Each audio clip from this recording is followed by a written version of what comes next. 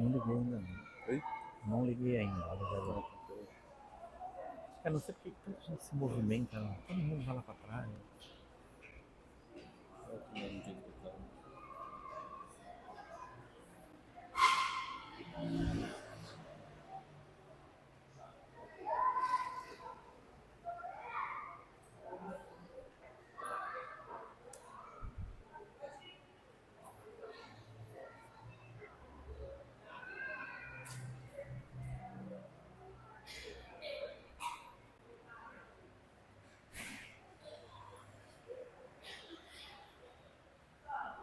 Eu vou aguardar vocês que estão aí atrás virem para dentro do templo.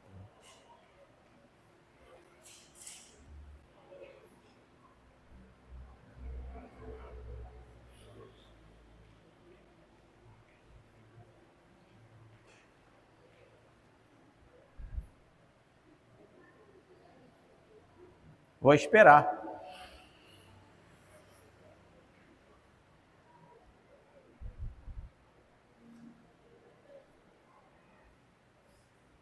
Eu gostaria de pedir você, traz tua garrafinha, irmão.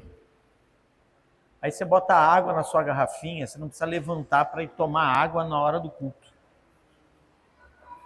A gente já tinha dado essa ideia anteriormente. Traz sua garrafinha, deixa a sua garrafinha com água.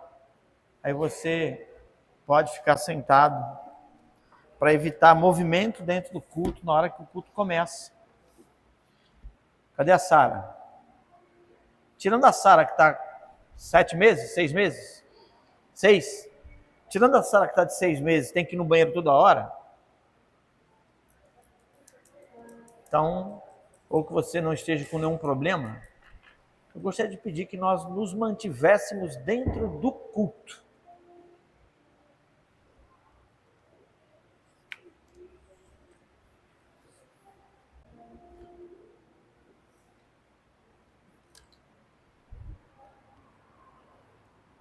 Isso serve para os músicos também.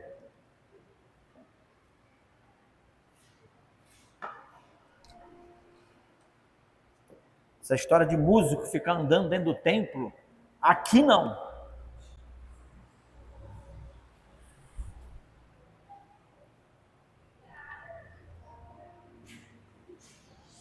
Amém?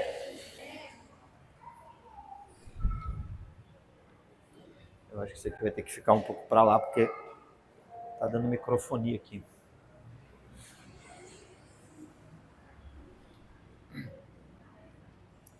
No domingo passado, a pastora Sônia nos trouxe uma mensagem bem edificante e bem educativa. E aplicou um paralelo sobre a vida de Pedro e Judas, sobre a questão de como cada um se comportou, cada um se posicionou. Ela traçou um paralelo entre a traição de Pedro, porque na nossa mente, talvez, Judas tenha sido pior do que Pedro, né? A gente tem essa facilidade de apontar e fazer acusações, mas Pedro foi tão traidor quanto Judas. Então ela faz um paralelo entre Pedro e Judas, onde todos os dois negaram a Jesus e o abandonaram. Mas dentro desse paralelo, as ações e as reações de cada um deles foi completamente diferente, completamente distinta. Tanto Judas quanto Pedro negaram. Tanto Judas quanto Pedro se afastaram e tomaram ações e decisões erradas. Todos dois passaram pelo processo da acusação. Muitas vezes, nós vendemos Jesus.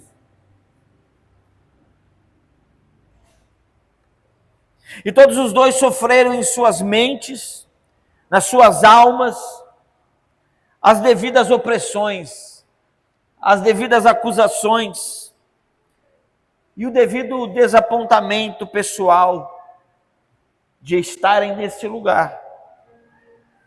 Porém, a história vai mostrar que cada um toma um caminho diferente, distinto. Apesar de termos duas ações distintas, tanto um como o outro passaram pelo mesmo processo de serem atacados moralmente, espiritualmente. Mas todos os dois tiveram um tempo de arrependimento, de mudança e transformação. Gálatas 6, versículo 7 e 8, vai falar sobre aquilo que a gente semeia, aquilo que a gente escolhe por fazer. O texto vai dizer: não vos enganeis, de Deus não se zomba. As nossas ações, as nossas decisões, as nossas sementes podem enganar a muitos, mas não a Deus. Pois aquilo que o homem semear, isto também ceifará. Porque o que semeia para a sua própria carne, da carne colherá corrupção. Isso aqui tem uma questão importante da gente entender. Mas o que semeia pelo Espírito, do Espírito colherá vida eterna. Veja, as escolhas, as ações, as reações, elas vão trazer na nossa conduta de vida duas ações distintas. Uma, quando semeamos corrupção, quando semeamos nas escolhas das nossas vontades, quando semeamos na carne, o texto vai falar sobre aquilo que vamos colher na terra. São os resultados da corrupção humana. Mas aquele que investe no Espírito, semeia no Espírito, o texto não vai dizer: Jefinho, quando você for discípulo de verdade, você vai colher fruto na terra. Poderia estar escrito isso, como poderia também dizer que aquele que semeia na carne colherá morte eterna. Mas o texto vai apontar que a tua caminhada, Jefinho, em Cristo, te leva para o céu. Teologicamente, nós não encontramos em nenhum momento um vínculo da traição de Judas como sendo algo predestinado para ele, para Judas. Mas nós vemos, independente das escolhas e das ações de Judas e de Pedro, nós vemos um Jesus de misericórdia.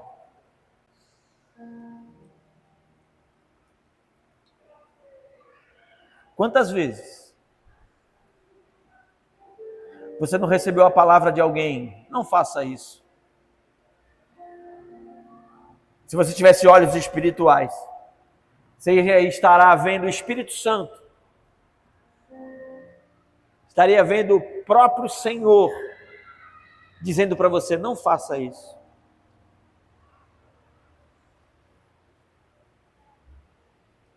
Mas vemos Jesus tratando Judas de igual modo como a todos os seus outros discípulos. Nós vemos um Jesus tratando Pedro de igual forma. Mas o que vemos é um Judas fazendo suas escolhas e colhendo o fruto das suas escolhas. Nós vemos um Jesus falando com Pedro, e Pedro no primeiro e no segundo argumento tentando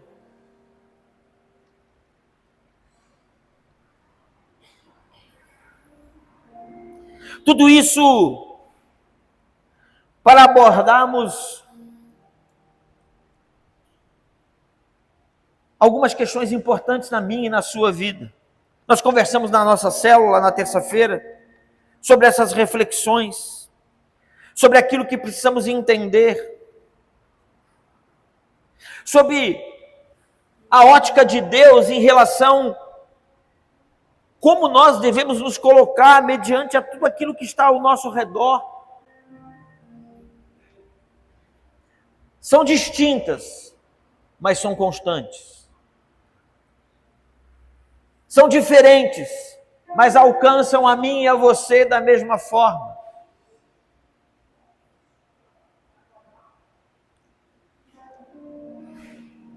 Eu quero ler um texto aqui, que não é a base da minha mensagem. Eu vou progredir para outro caminho. Mas para que a gente possa entender o que acontece com a gente às vezes. Abra a sua Bíblia aí em Lucas 22. A gente vai ler de 31 a 34. Que talvez, ou com certeza, nós nos encontraremos em um momento, quem sabe hoje, quem sabe ontem, quem sabe a semana passada você esteve nesse lugar.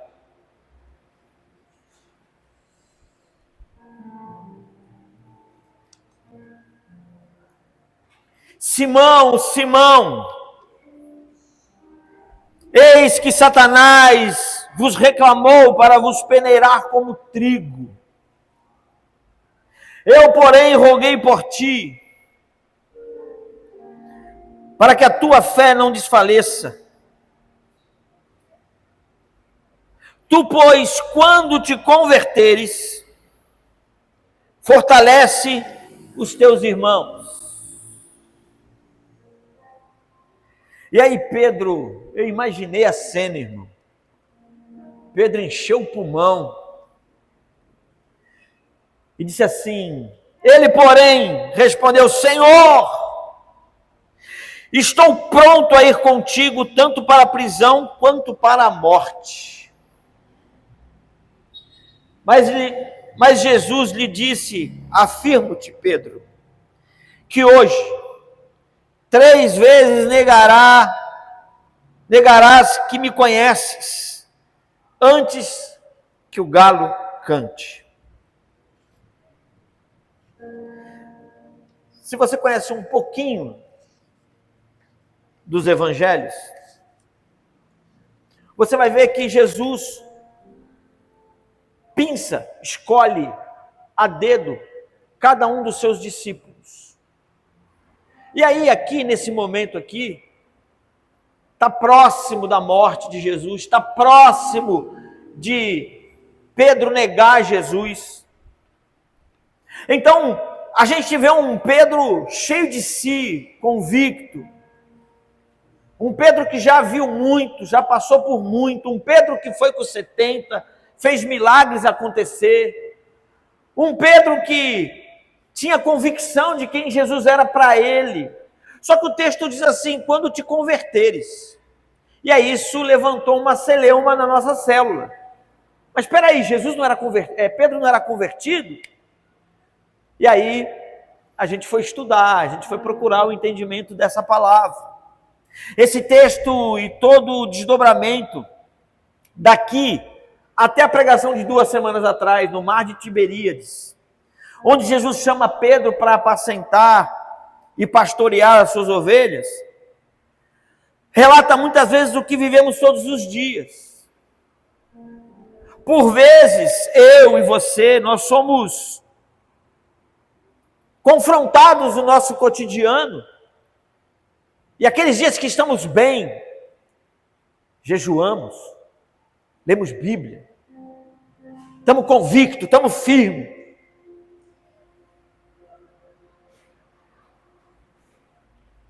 Mas a gente não sabe o que vai acontecer amanhã. A gente não sabe a prova que a gente vai passar daqui um pouco. E como diz a minha amiga Dalva, Jesus, sabidinho como ele só, dá um bisu para Pedro. Pedro, antes que o galo cante, você vai me negar 3 vezes, Pedro.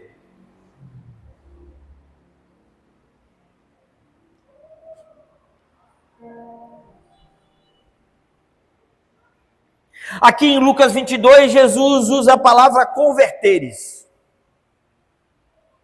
Essa má interpretação desse texto pode levar alguns a acreditar que até aqui, nesse momento, Pedro ainda não seria convertido. Mas a verdade é que aqui é que está o feeling de tudo. A verdade é que Jesus está sendo profético. Jesus está falando, Pedro, eu sei o que você vai fazer daqui a pouco. em relação a tudo que haveria de acontecer com a vida de Pedro. E como estaria Pedro após disso, no dia seguinte.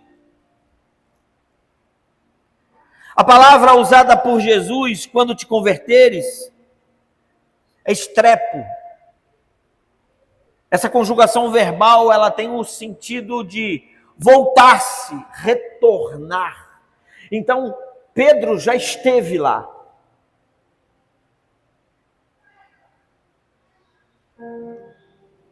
Dar meia volta, mudar de direção. Quando Jesus está dizendo, Pedro,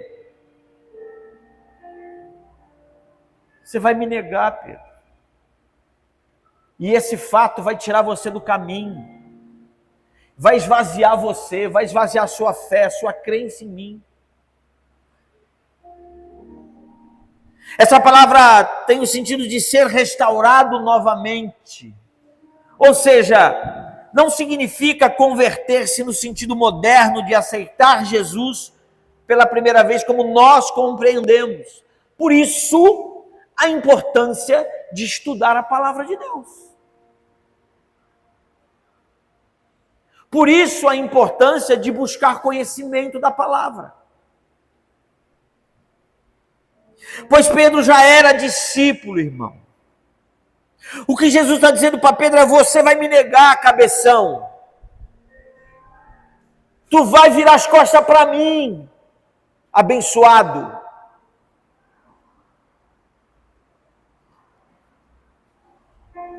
Você vai me negar 3 vezes ainda hoje. Antes que o galo cante. E Jesus é tão específico, né? Quem já viu alguns filmes vai ver. Eu conheço você.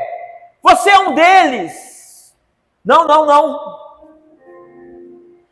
Eu conheço você, fala como ele. Não. Eu conheço você, se veste como ele. Não.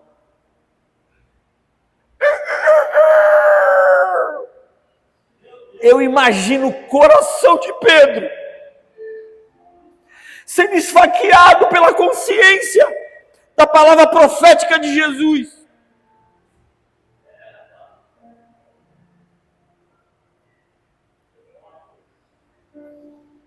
O galo cantou. A mente de Pedro foi levada ao que o Senhor havia dito para ele. Mas existia nessa palavra profética ainda a esperança. Quando te converteres, apacenta as minhas ovelhas. Profeticamente, Jesus está dizendo para Pedro: cara, independente dos teus erros, arrependa-te e faz a missão.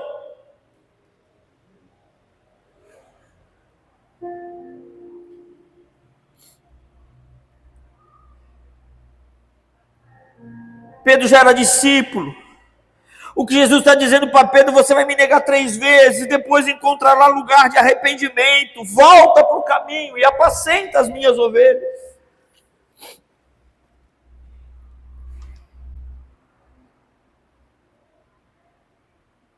Eu não sei como é que você está aqui hoje. Eu não sei como é que está sua mente, seu coração. Eu não sei se você negou Jesus hoje, com as suas escolhas, com as suas sementes. Mas o Senhor está dizendo essa noite: quando você voltar, quando você se recuperar desse tombo que você caiu, quando você se restabelecer, quando você se arrepender e for restaurado da sua queda, Jesus está afirmando que Pedro ia vacilar, negá-lo, mas depois disso seria restaurado e então deveria se colocar no lugar. Então, nas nossas vidas, irmãos, não é diferente.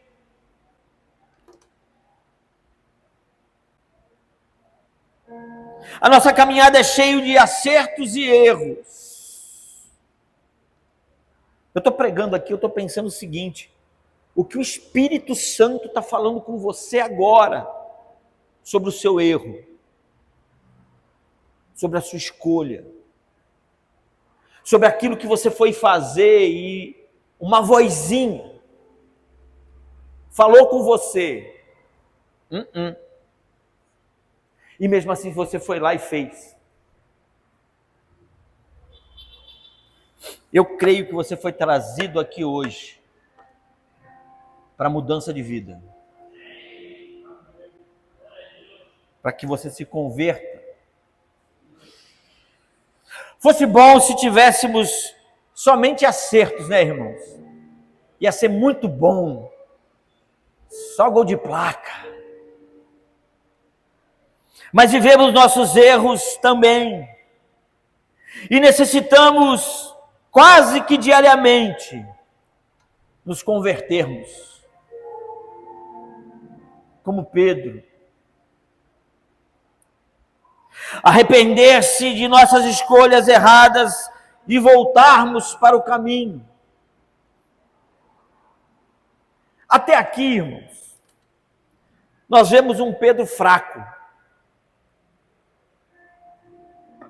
Até aqui, nós vemos um Pedro cheio de si mesmo.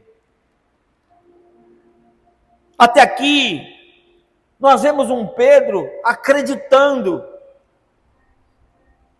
que poderia viver aquilo que ele disse para Jesus. Não, Senhor, se precisar eu vou preso com o Senhor. Se tiver que morrer, eu vou morrer junto. Até aqui, Pedro não conhece a intensidade da luta. Até aqui, Pedro não conhece a intensidade da batalha. Pedro precisa se converter. Pedro precisa ser permissivo. Mas, pastor, a nossa vida vai ser sempre assim? Tropeça aqui, cai acolá. Não. Não existe necessidade de vivermos assim. Existem formas de termos uma vida mais produtiva em Deus. Eu não estou dizendo que você vai deixar de ser pecador. Eu vou te dizer algumas coisas que você pode praticar na sua vida, que vai transformar você.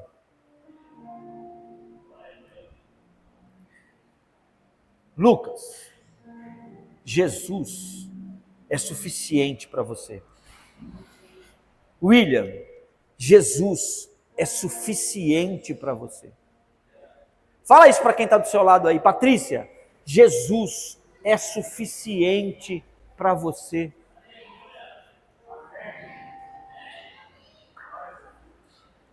A insuficiência está em nós.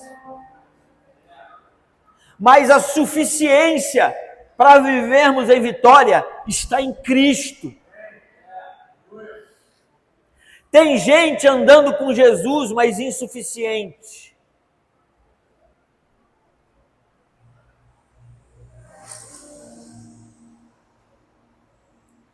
Tiago 1,12 vai dizer assim: feliz é, ou bem-aventurado, o homem que persevera sob provação, porque depois de aprovado, receberá a coroa da vida, que o Senhor prometeu aos que o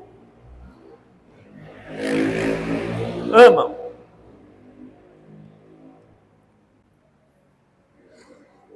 A alegria do homem está em amar a Deus. A suficiência, a necessidade está em estarmos em Cristo. Perseverança e provação vão andar junto. E toda vez que formos levados a este lugar de provação, se amando Deus, seremos capacitados a vencer essa prova e seremos aprovados. Por isso, irmãos, que quando você estiver passando por algo muito difícil, se você estiver vendo que você não vai conseguir superar aquilo, liga para alguém, liga para mim, liga para o William, liga para o Jefinho, liga para o Lohan. Gostei, Lohan. Nós precisamos pedir socorro. Eu creio que você já está orando, né? Eu creio que a prova está batendo na sua porta e você já está em oração, né, irmão? Eu acredito que isso aí é o beabá da vida cristã. Eu não preciso estar ensinando para você que você tem que estar em espírito de oração. Então, a alegria do homem estar em amar a Deus e aceitar a provação como fruto da construção da perseverança para sermos aprovados. Então, existe um lugar de alegria na sabedoria. Porque você pode ler esse texto aqui, irmãos, e não compreender o que ele está querendo dizer. Assim como existe um lugar de tristeza na desobediência. Como nós lemos lá em Gálatas, as sementes erradas que plantamos trará para nós frutos amargos. Quem já semeou mal aqui teve que comer fruto ruim, com consequências ruins, que caiu na sua vida, que cresceu na sua vida, porque você poderia ter feito outra coisa, mas você preferiu seguir a sua carne. Mas a palavra de Deus nos afirma que existe uma alegria na perseverança da prova. Vai. Não vem para trás não, não para. Persevera, vai para cima. A prova está te ensinando, a prova está construindo em você algo que você ainda não tem. A questão é que o prêmio dessa conduta está vinculado diretamente à eternidade. Você faz,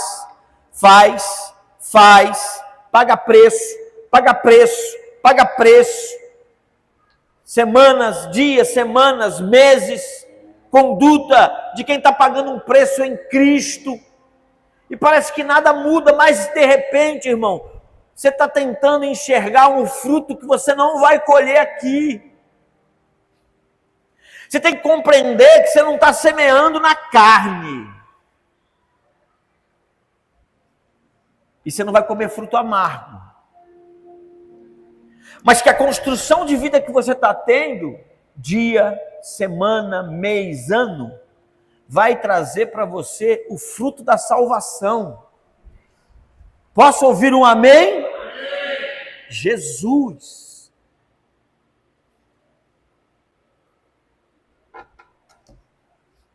Receber a coroa da vida é a premiação que teremos por escolhas ainda na terra. Por passar provas aqui na terra. Por dizer não à nossa carne aqui na terra. Então, irmãos, salvação não é conduta. Ah, pastor, mas se eu confessar Jesus como Senhor e Salvador da minha vida, eu não vou ser salvo? Vai.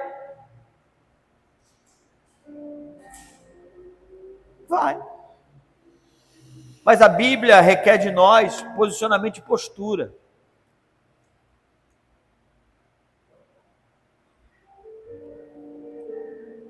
E aí é que eu vejo o problema. Nós vislumbramos uma vida aqui, hoje, agora. Trabalhar ou pagar preço por algo longe, distante, não é algo que agrada a maioria. Por isso que a gente está vendo um evangelho deturpado.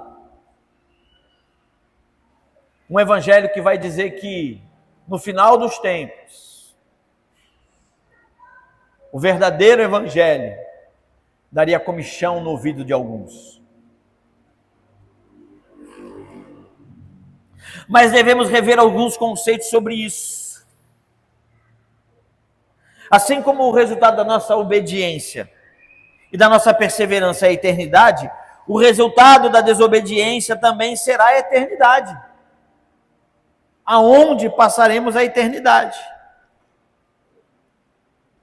Existe uma falsa impressão de que, quando alimentarmos nossa carne, somos beneficiados com as coisas daqui.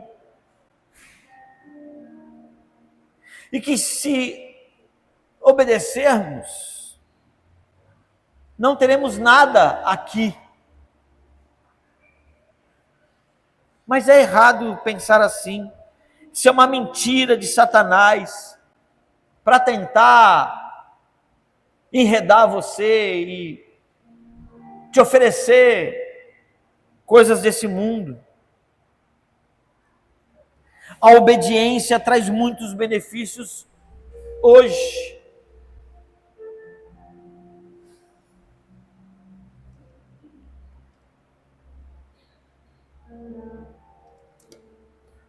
Paz na alma.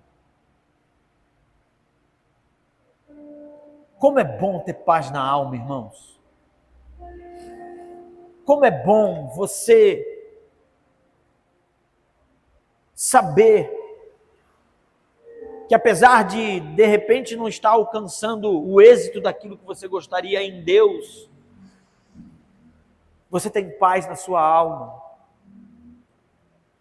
que você não está negociando o inegociável.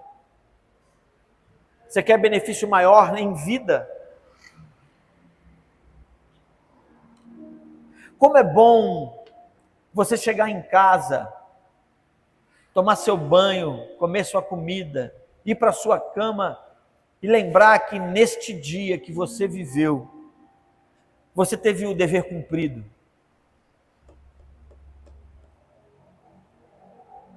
Que você foi assertivo na colheita do certo e do errado, ou na semeadura do certo e do errado. Que você não vai comer fruto amargo.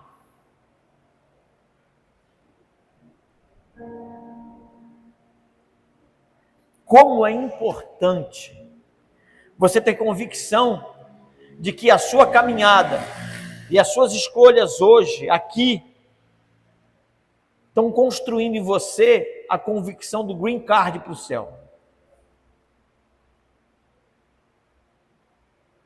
Não levanta a sua mão. Você tem convicção da sua salvação? Independente de você? Porque se olharmos para nós, com os nossos olhos, seremos reprovados por nós mesmos. Mas se olharmos para nós, com o olhar que Cristo gostaria que nós estivéssemos vivendo, e nos esforçássemos a ter o posicionamento de agradar a Deus, os nossos sentimentos em relação a Ele seriam diferentes. E nos cobraríamos cada dia mais, para que cada dia mais alcançássemos cada dia mais um posicionamento diferente em Cristo. O que está acontecendo com Pedro, irmão? Pedro está sendo confrontado. Pedro está sendo colocado na moenda. E está passando por um processo de mudança e transformação. Pedro, você já foi bem pra caramba, Pedro. A tua fé te fez andar sobre as águas. Mas agora, Pedro, agora tu está mal.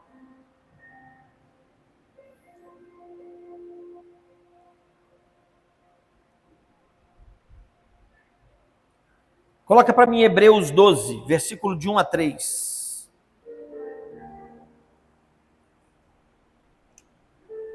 E aqui, a partir daqui, irmãos, eu quero que você entenda.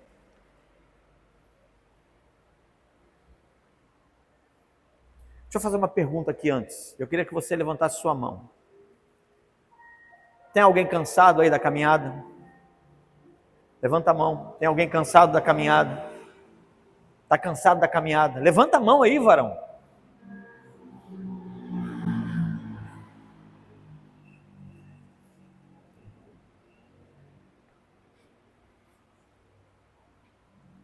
Eu poderia levantar as minhas duas. E os pés também.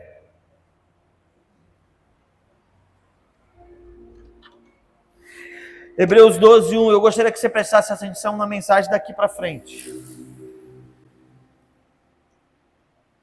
Portanto, também nós, visto que temos a rodear-nos tão grande nuvem de testemunhas, desembaraçando-nos de todo o peso e do pecado.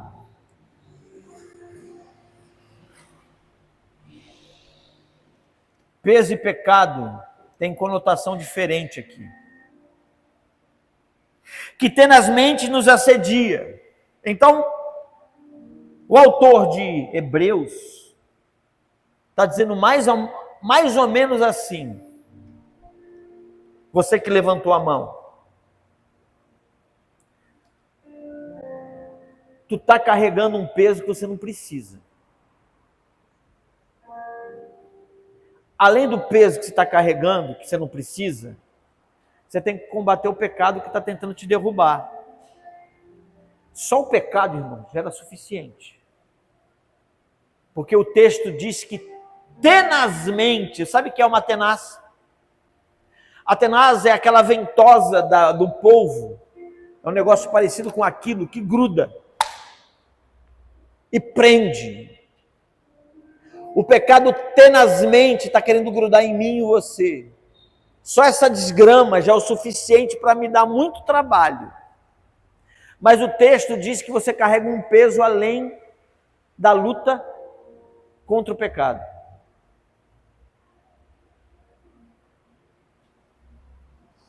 Desembaraçando-nos de todo o peso e do pecado, que tenazmente nos assedia. E aí aqui tem uma vírgula, e tem uma palavra importante, que é sobre o que eu quero pregar. Corramos. Corramos como? De qualquer jeito. Corramos com perseverança. O problema, irmão, é que a gente lê esse negócio aqui de qualquer jeito. Corramos com perseverança a carreira que nos está proposta. E aí, irmãos, se nós entendermos esse pedacinho aqui, de largar o peso, combater o pecado, correr perseverante a carreira, se a gente compreender isso, já é o suficiente. Mas ele vai te dar uma dica aí. A carreira que nos está proposta, olhando firmemente para o pastor Marcelo Lanza. É isso? Olhando firmemente para a pastora Sônia. É isso? Olhando firmemente para o ministro de louvor. É isso? Não, amor. Olhando firmemente para o autor e consumador da nossa fé, Jesus. Você está olhando para o peso da sua vida? Você está olhando para o pecado que está batendo a tua porta? E está tirando os olhos do autor e consumador da sua fé, Cristo Jesus, o qual em troca da alegria que lhe estava proposta, suportou a cruz, não fazendo caso da vergonha, ignomínia, da vergonha, e está sentado à destra do trono de Deus. Considerai, pois, atentamente, aquele que suportou tamanha oposição dos pecadores contra si mesmo, para que não vos fatigueis desmaiando em vossa alma. Por que você está desistindo? Se tudo aquilo que nós precisamos já foi conquistado por Ele. O texto é claro em dizer, você está desmaiando por quê, varão? Você está desistindo por quê? Porque você está carregando um peso que você não precisa. Porque você está lutando contra o pecado, não que você não precisa, mas você só está voltado nisso. Porque os teus olhos não estão nele. Porque quem olha para Cristo, irmão, consegue administrar melhor a vida, ou eu estou errado? Não fica mais fácil olhar para Cristo e escolher as coisas certas? O problema é que você está olhando para o teu peso e para aquilo que você não precisa. Mas o texto é claro em dizer, vai ter corrida. O texto é claro e vai dizer, vai ter carreira. E aí eu fui pesquisar. O autor de Hebreus vai se utilizar da palavra carreira para o período que estivermos aqui. Então, logo, não tem melzinho na chupeta. Quem quer Jesus aqui, irmão? Nossa, eu estou pregando no cemitério hoje. Sepulcro. Quem quer Jesus aqui, irmão? Então, meu filho, minha filha, não vai ter moleza. Não vai ter moleza. A gente, nesta vida, nós não teremos moleza. Se você está procurando o evangelho de moleza, você está no lugar errado. Porque a Bíblia diz, olha só, essa palavra no grego tem um sentido muito mais profundo do que uma competição ou uma corrida. Essa palavra aqui, corramos a carreira, luta, combate, conflito. Cabe também para competição atlética. Corrida que exige esforço intenso.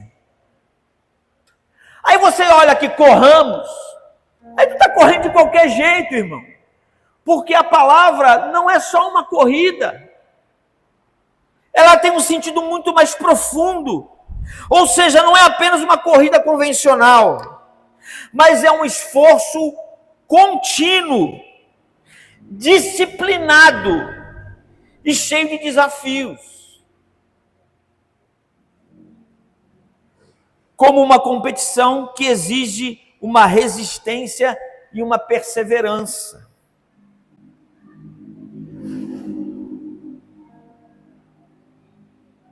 Quantos quilômetros é a São Silvestre? 45 ou 42, é isso? 42? Você já viu a corrida de São Silvestre? A corrida de São Silvestre é uma competição onde não importa se você vai ser o primeiro. O que importa é se você vai conseguir fazer a competição. Então a gente vê que o ganhador lá, acho que faz, sei lá, em... alguém sabe mais ou menos, 1h30, é isso? 1h40? O ganhador lá faz 1h40, um exemplo. Tem neguinho chegando com 3h30, 4 horas depois.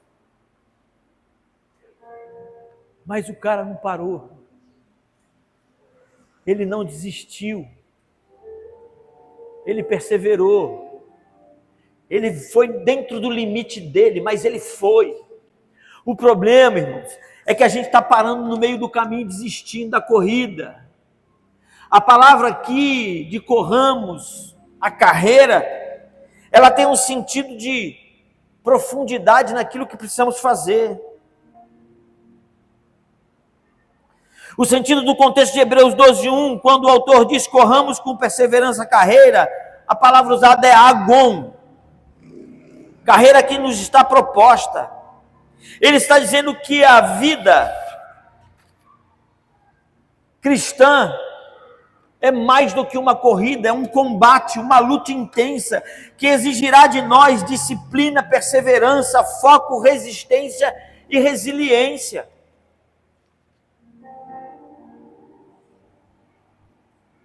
E aí eu coloquei o exemplo aqui da São Silvestre, é a imagem de um atleta que continua correndo mesmo cansado.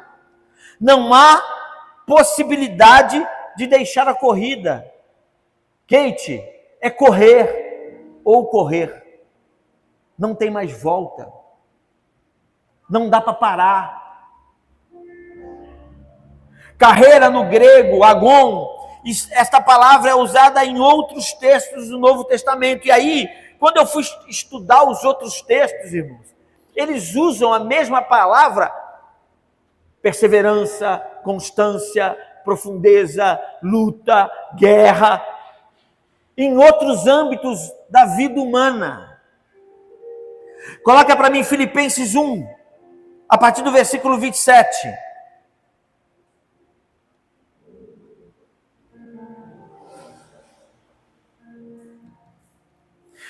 Vivei acima de tudo por modo digno do Evangelho de Cristo, para que, ou indo ver-vos, ou estando ausente, ouçam no tocante a vós outros, que estáis firmes, em um só Espírito, como uma só alma, lutando juntos pela fé evangélica, e que em nada estáis intimidados pelos adversários, pois o que é para eles prova evidente de perdição, é para vós outros de salvação. E isto da parte de Deus, porque vós foi concedida a graça de padecerdes por Cristo, meu Deus, e não só de crerdes nele, pois tendes o mesmo combate, o mesmo agon que viste em mim, e ainda agora ouvis que é o meu. Então, ele está dizendo para os filipenses o seguinte: olha só, tudo aquilo que vocês viram eu viver, vocês vão passar também. Perseguição, luta, guerra, combate, conflito interior e exterior, batalha por permanecer firme na fé, é isso que Paulo está falando. Mostra que o Evangelho envolve posição e resistência. Vivei acima de tudo por modo digno do Evangelho de Cristo. Pedro, converte, volta, se bota de pé de novo, Pedro, porque Evangelho não é para fraco, Evangelho não é para desistente, Evangelho não é para quem quer negociar com a carne, Evangelho é para quem quer pagar um preço e combater e correr e ir à frente o tempo todo.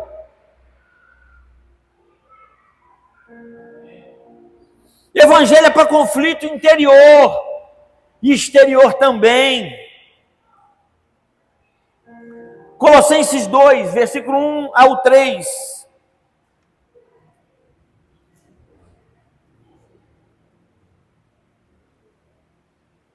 Olha o que ele diz em você lutar pela vida do outro.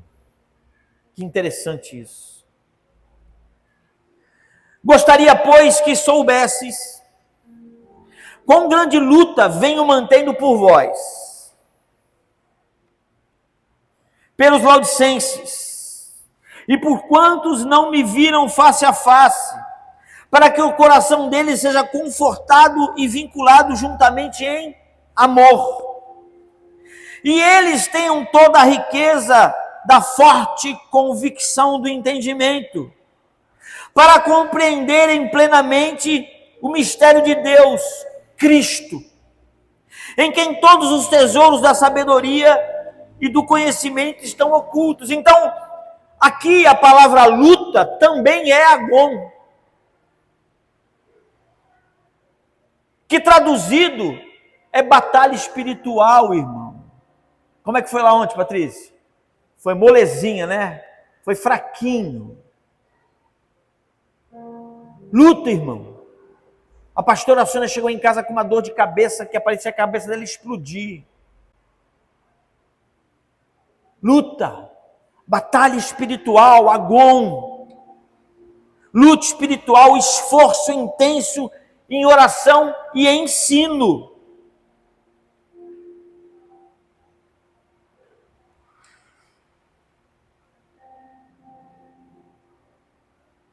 Ele vai falar, e eles têm toda a riqueza da forte convicção do entendimento para compreenderem plenamente o ministério de Deus, Cristo, a quem todos os tesouros da sabedoria e conhecimento estão ocultos. Então, Agom, a luta espiritual necessita da minha e da sua parte buscar entendimento e conhecimento, irmão. Você não vai vencer. A gente leu aqui hoje na nossa escola bíblica dominical. Nós falamos sobre o sexto. Foi selo não, Márcia? Hoje. Sexta trombeta. E a sexta trombeta vai falar diretamente sobre conhecimento. Vai apresentar para a gente a necessidade do conhecimento. Porque o livrinho que precisa ser comido e que tem gosto de mel, mas amarga o estômago, é o conhecimento, é a absorção da palavra de Deus através de comer a palavra. E através desse conhecimento de Deus em Cristo, é que nos dará sabedoria, que estão ocultas nele. Então, aqui a luta, Agom, que traduzida em luta espiritual, esforço intenso em oração e ensino, dedicação profunda ao cuidado da igreja. A ideia não é um esporte qualquer, uma corridinha à toa, mas é um trabalho árduo, difícil e persistente. Sabe o que acontece, irmãos? Sabe por que algumas pessoas levantaram a mão aí porque estão cansados? Porque estão vivendo cargas que poderiam ser divididas entre vocês.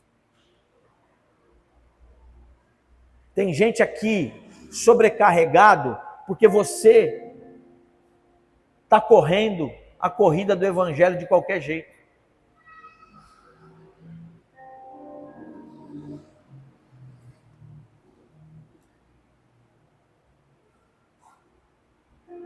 Tessalonicenses 2, versículo 1 e 2.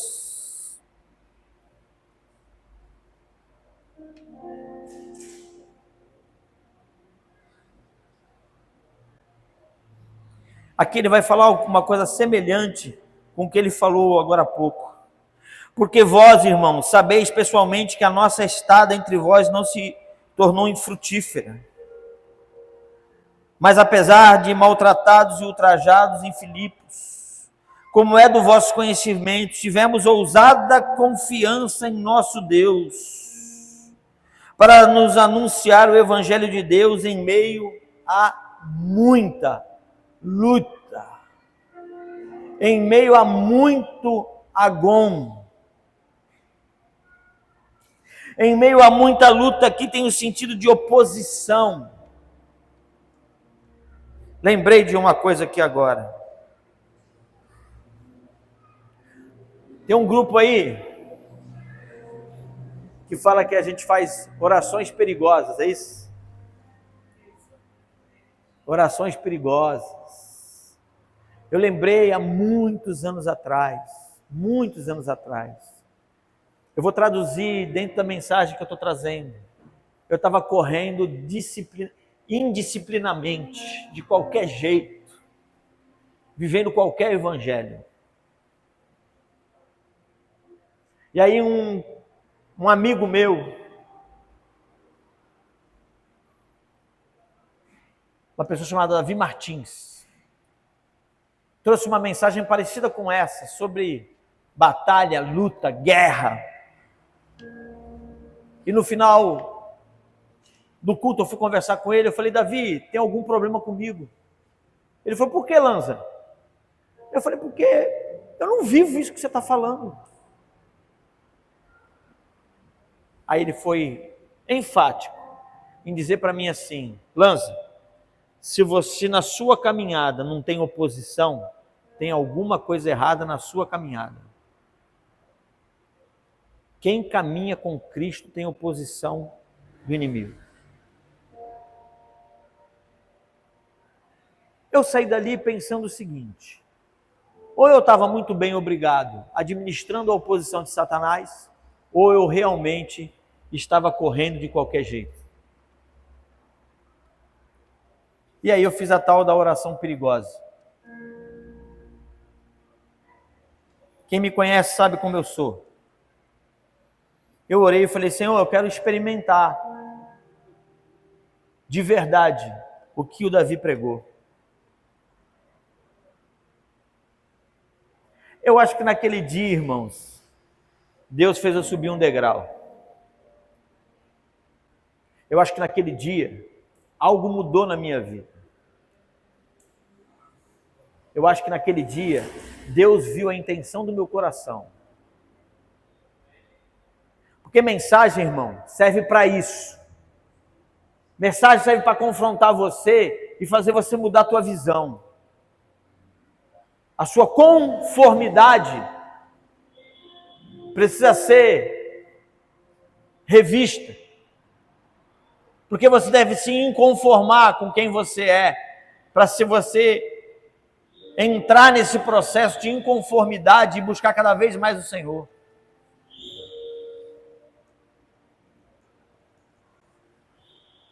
Então, naquele dia, quando eu fiz essa oração, a minha vida entrou num outro patamar. E eu vou te falar, irmão, eu apanhei muito, eu sofri muito, eu não estava preparado, eu não estava pronto, porque eu achava que estava tudo bem. Mas o Senhor esteve comigo na corrida. E Ele foi me condicionando a cada obstáculo, a cada dificuldade, foi me ajudando a superar cada momento da minha vida. E afirmo para você essa noite, Ele está comigo e está me ajudando nessa corrida, aonde eu não posso parar.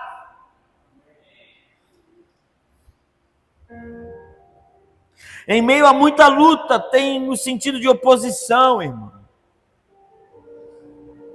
Como é que está a tua vida? Você está sem oposição? Eu estava falando com uma pessoa essa semana e falei assim, exatamente assim para essa pessoa. Você já percebeu que toda vez que você me procura e você fala comigo assim, pastor, estou me posicionando assim, assim, assim, assim. Toda vez que você faz isso, existe uma oposição ferrenha para tirar você desse lugar. Você já percebeu que toda vez que você se posiciona, uma série de oportunidades da carne aparece para você, para te roubar desse lugar? Sabe o que você tem que fazer? Muda a tua conduta. Diga não para todas as oportunidades que você teve e se posiciona em se manter firme. O Agom vai continuar. A luta, a guerra vai continuar. Então, em meio a muita luta, tem o sentido de oposição, pressão, luta para continuar pregando, vivendo. Paulo descreve a evangelização como enfrentar uma arena de guerra, de luta, de batalha.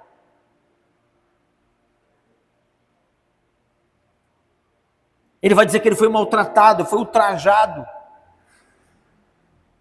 Aí, porque alguém te trata mal, fala alguma coisa, assim, eu vou parar, eu vou largar tudo, eu vou desistir. Estou terminando. 2 Timóteo 4.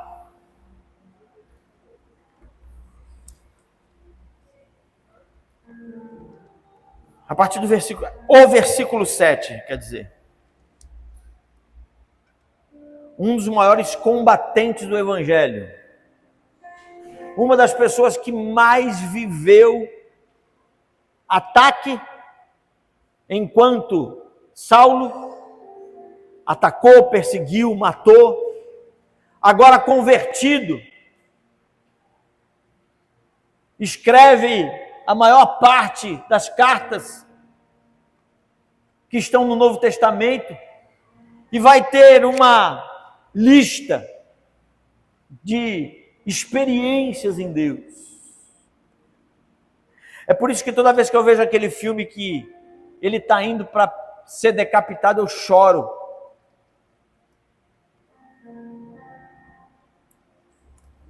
O apóstolo Paulo, escrevendo a seu discípulo Timóteo,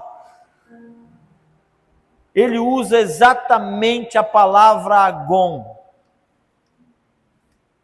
Combati o bom combate, completei a carreira e guardei a fé. Se Paulo pudesse escrever essa frase em outras palavras, ele estaria dizendo: Timóteo, enfrentei todas as oposições imagináveis que você puder pensar.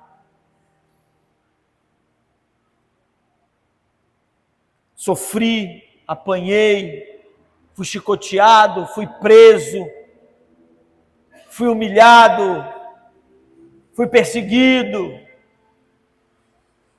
No grego, o combate está associado à carreira, basicamente tem o mesmo sentido: luta intensa, esforço prolongado, batalha espiritual e ministerial. Paulo compara a sua vida a uma competição atlética exaustiva e uma batalha militar, onde ele traz para si que viver tudo isso por Cristo é bom.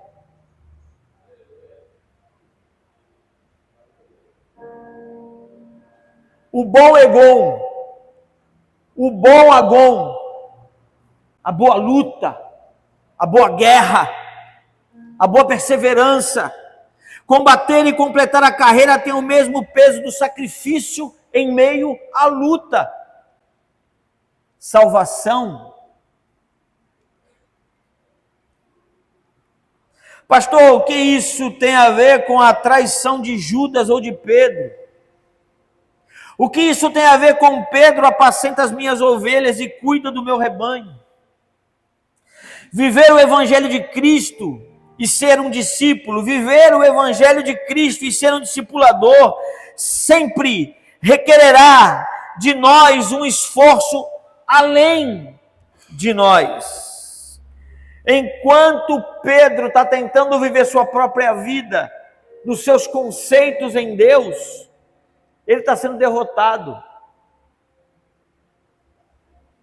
Nossa luta não é natural, irmão, não é só o seu intelecto que vai fazer você vencer.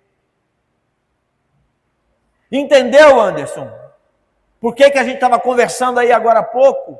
Tem coisa, irmão, que você vai trazer para si e o teu autocontrole vai fazer você vencer. Mas tem coisa, irmão, que é espiritual, e tem hora que a gente vai ter que recorrer a quem pode nos ajudar a vencer essa batalha. Nossa luta não é natural, nosso combate não se dá somente na questão terrena. Precisamos buscar forças, estratégias, sabedoria também, mas a comunhão no Espírito para compreendermos a altura, a largura, a profundidade dessa obra. Não é só uma vida convencional.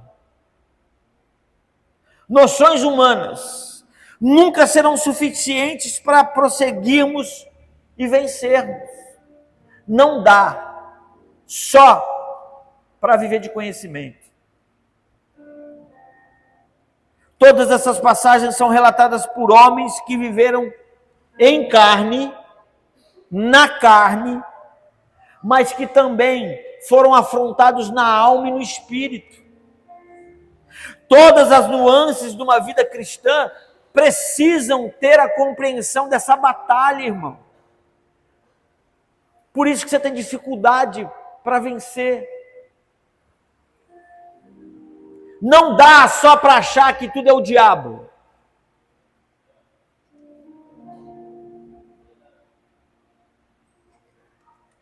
Coloca Romanos para mim, por favor, a partir do versículo 18. Fica de pé, eu só vou fazer a leitura e já vou estar encerrando. Romanos 8, a partir do versículo 18. Eu queria que você prestasse atenção, o culto não acabou.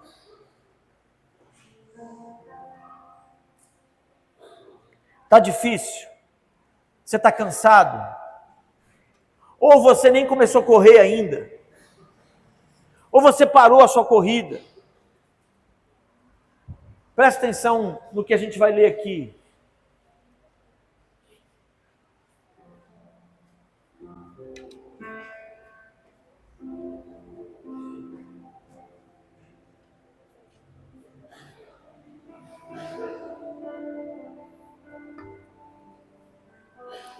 Para os cansados, para os sobrecarregados, para aqueles que estão pensando em parar, ou aqueles que pararam e não estão correndo.